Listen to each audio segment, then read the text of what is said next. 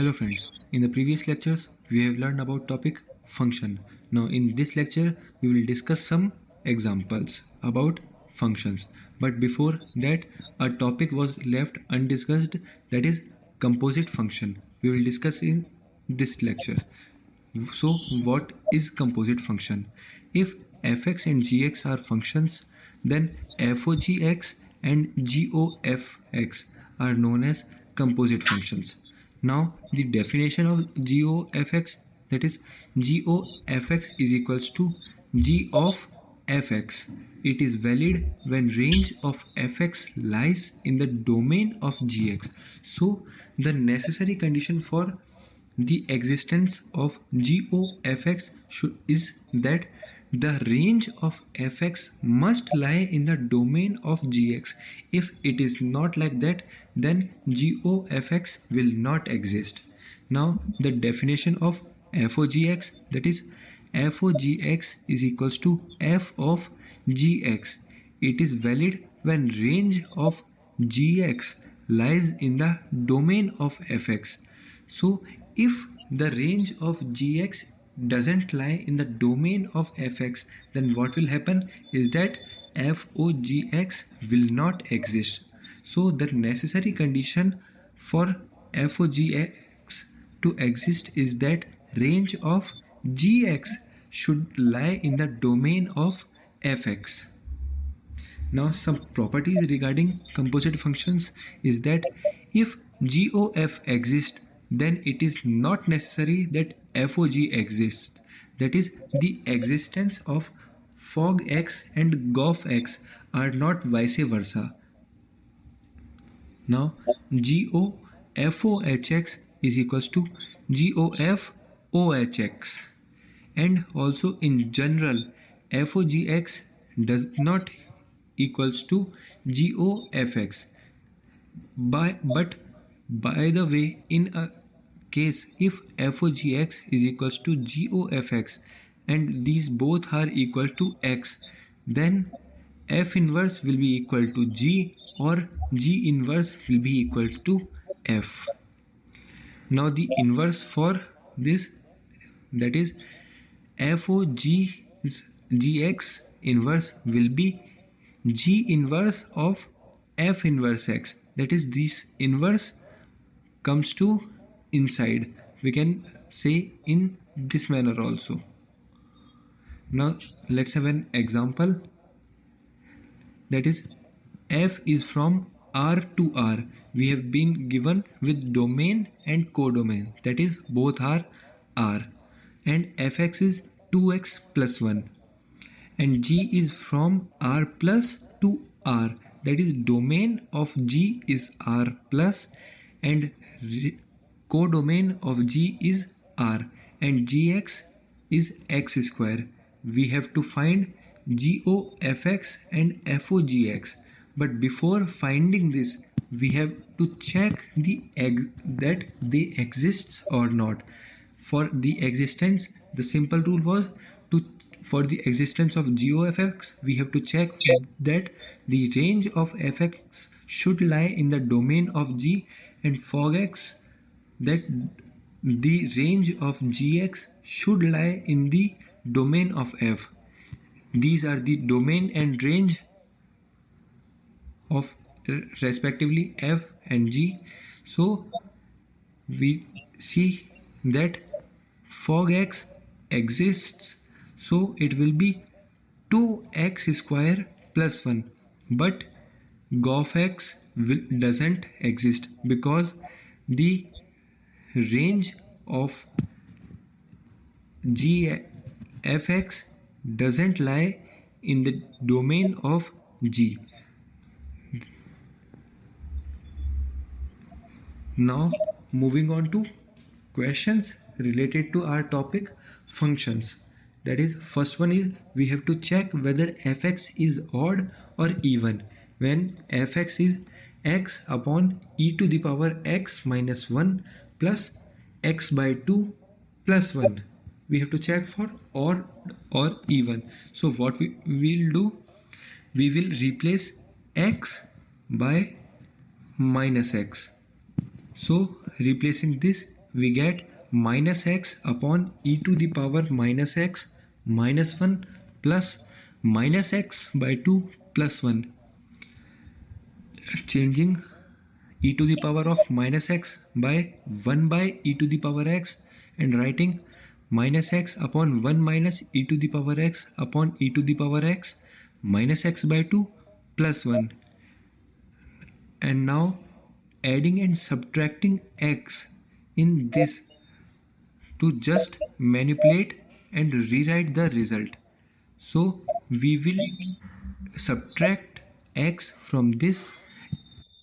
Taking LCM, we can write as minus x e to the power x minus x plus x e to the power x, and plus x will remain like this, plus x minus x by 2 plus 1.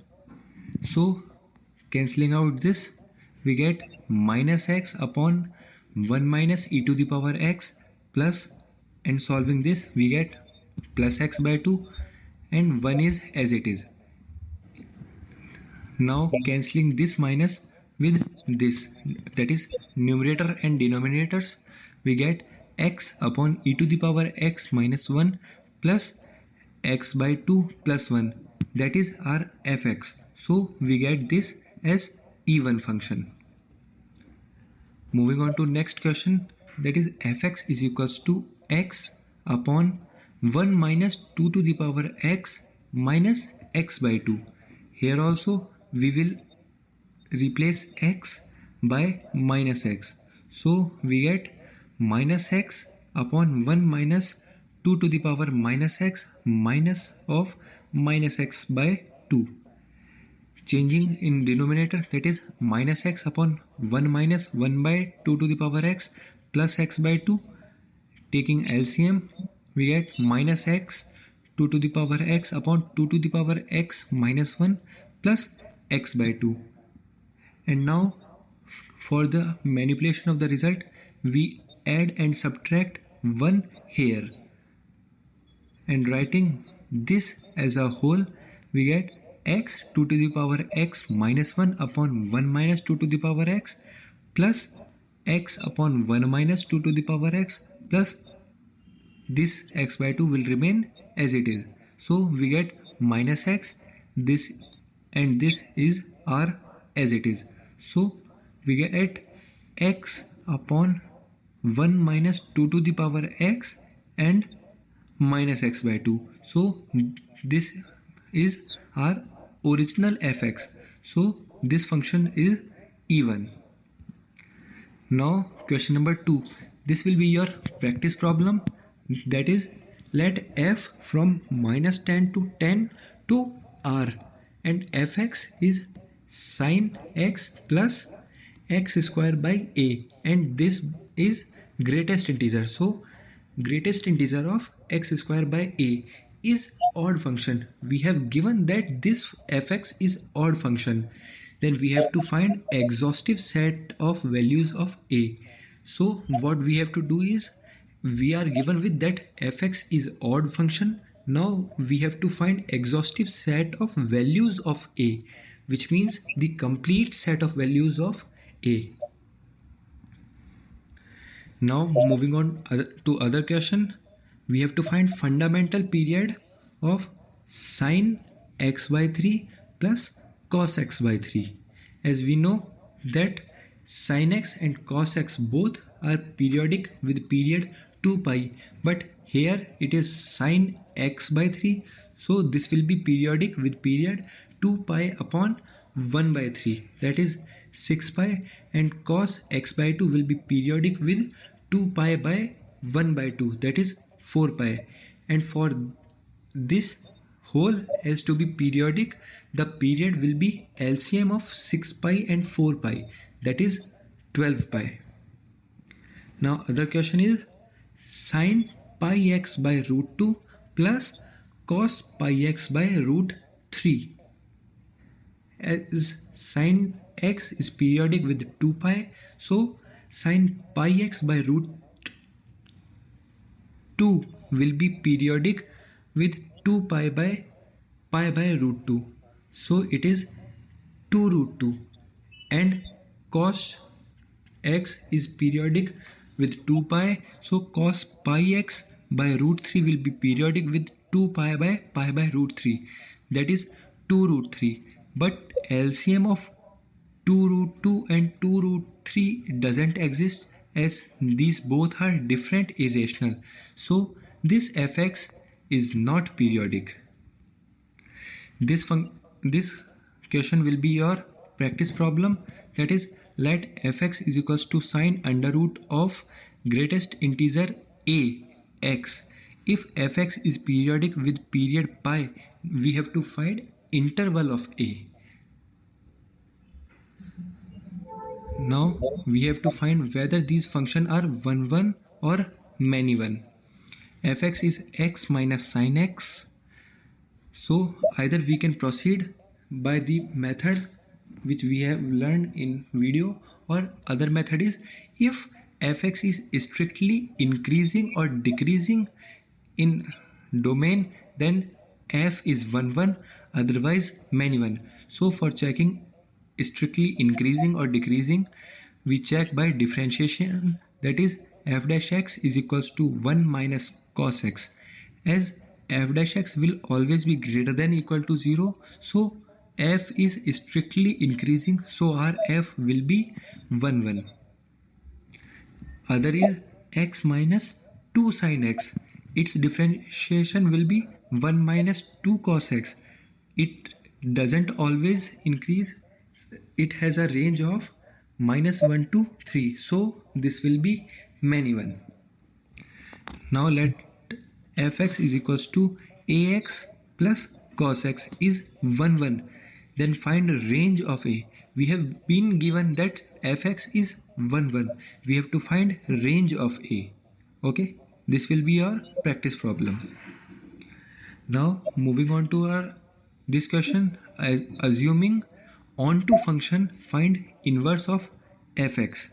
As to find fx, firstly we have to check for bijective function, that is 1 1 and onto. It is already given that function is onto, so we only are left to check for 1 1 function. So for 1 1 function we can manipulate this by adding and subtracting 1, 2 to the power x plus 1 and minus 1 upon 1 plus 2 to the power x, that is 1 minus 1 by 1 plus 2x. How can we say that it is 1 1? That is, on increasing of x, fx increases, so it will be 1 1.